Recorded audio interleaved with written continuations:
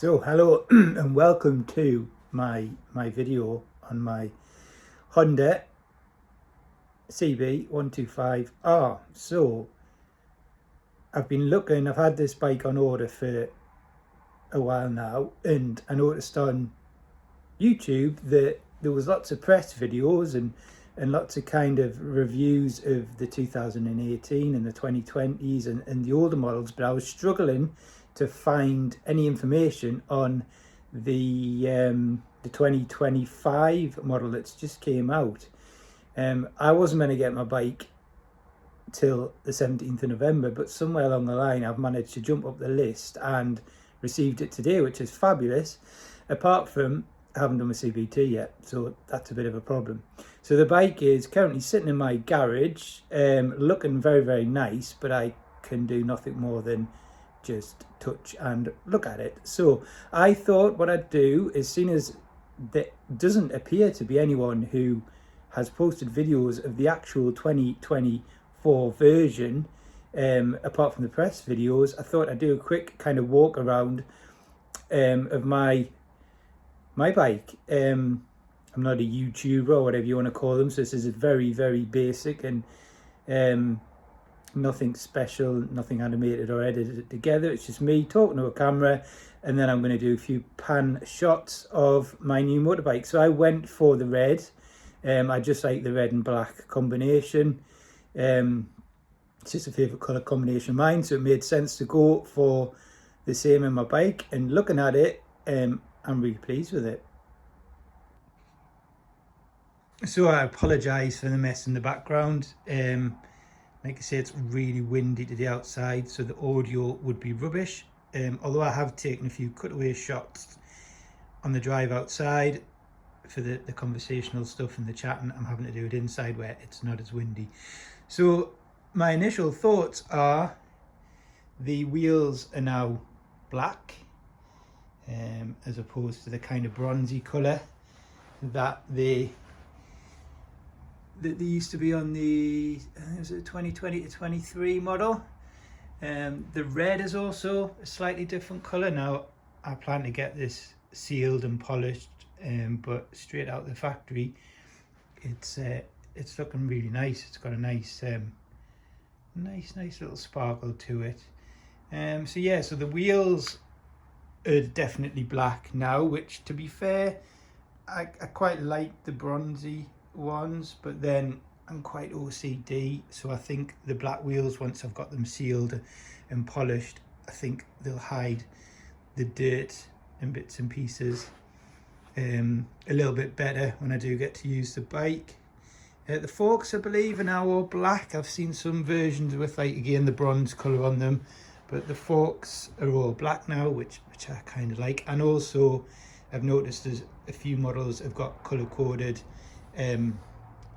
mud guards, whatever you want to call them, where these are like a lovely matte colour, which I quite like. I don't think, sorry about the background mess, I do apologise. I don't think there's a huge amount changed from the 23 to this is now classed as a 24-25 model. You know, the back's exactly the same. I'll quite possibly tidy that up at a later date once I'm into my bikes and I've kind of decided to make a few changes. But the engine, I think, I'm not sure if that's changed from the older version, but that's pretty much what it is. If you can see with the light, the paint's got like a lovely sparkle to it. I really do like it. You've got colour coded stickers to match in. Now the big question I was curious of was, it did say in the advertising documents that the screen was taken from the bigger bike, and the bigger bike's got the Bluetooth connectivity. Although it didn't say on any of the leaflets it didn't have it, it also didn't say it did. So just to let you know, on the model I've got, which is a British UK model, there is no option for Bluetooth connectivity. To be fair, the whole reason for me buying the bike is to get away from the hustle and bustle of every day and phones and signals and beeping and this, that and the other. I do quite like the fact that it's not, you're not able to connect it and play your music and do this, that and the other. I think for me, it's perfectly fine as it is. I have been told that Waze, which is an app you can download, is better than any kind of Bluetooth connectivity that you can get for a current motorbike. But yeah, it's all pretty much self-explanatory. You can change the display, so it can be white on black or black on white. Change the background. Yeah, you can change the background so that's white on black, black on white. Change what you can see as your favorite info. The display type, I believe, is the different layouts. So I currently had it on bar, but you can have it on circle.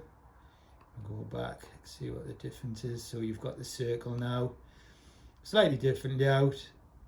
Yeah, it looks all right. I don't know which one I'm gonna go for. To be fair, display type again, and then simple. So simple. Let's see what that looks like. Yeah, and as it suggests, that's quite a simple layout. Initially for me, I think I'm going to go for the one I had before, which is the circle. I quite like the look of that. So you've got your fuel on the left, your circle rev counter miles per hour,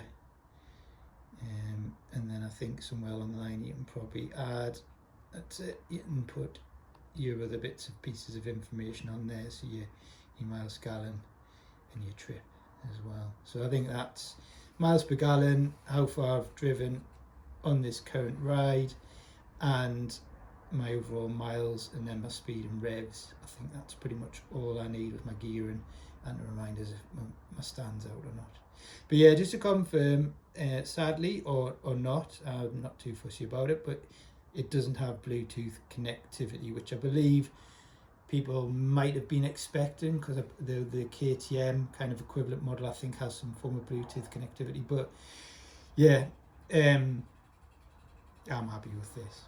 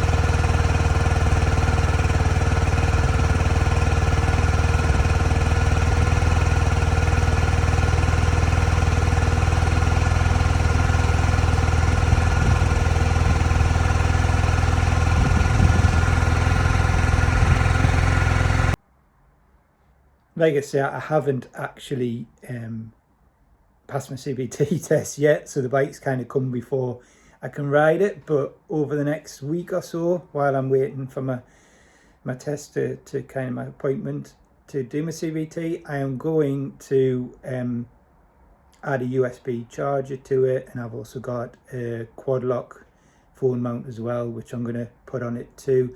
I'll probably, I don't think the quad lock needs explaining, but I might do a little video on fitting the USB charger. I just think if I go on a slightly longer ride, my phone battery, once you're using sat nav and whatnot, is not brilliant, so it'd be good to be able to charge it as I'm riding.